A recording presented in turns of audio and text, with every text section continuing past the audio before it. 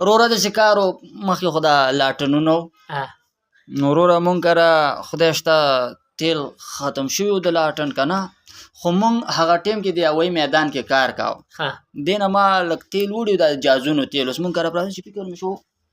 دا خو هلکه جازونو تیل شته ته راشه دا دې لاټن ته واړه خو بار راووتم لکه دوکانونه هم بند و که نه ناوخته و باران هم وروره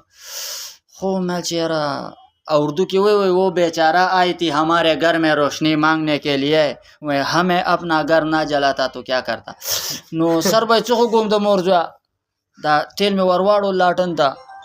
یارو رې لاټن غرش او غرش او غرش یو درې ګزمې وال او غرش په روشنګان وال یلا کمل چې دا څه بد خو جمعې شپې ته کور ته راغلي زه ورته که خو بس شپه وه تېره شوه سبا ورځ هم تېره شوه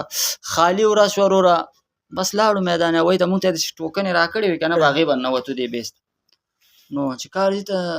دننه شو میدان هوایي ته اړوم سترګې اړوم راوړم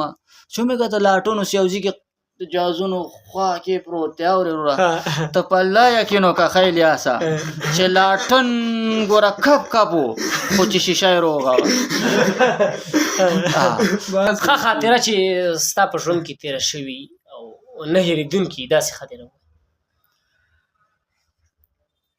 ښه خاطره خو دا ده چې ما په کوم مراد مثلا د الله تعالی نه څه رقم خیال فکر او خاطر کې مې ومکسې اولاد یې لومبنی راکړې او هېڅ ما ورته دا ویل نه دي چې ته یا سبق وې زه ووایم چې مړه داسې ستر کړمه چې ځکه چې نن سبا د شرافت په زندګۍ کې په قسم د الله که ګوره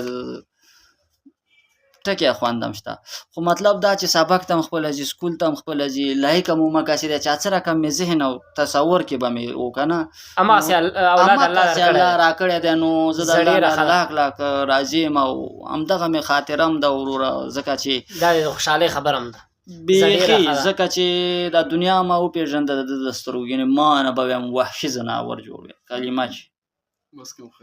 درنو مینوالو خفه هم نشئ او زمونږ د چنچورو مازغه دي خیر دی لږه ډېره ګزاره به راسره کوئ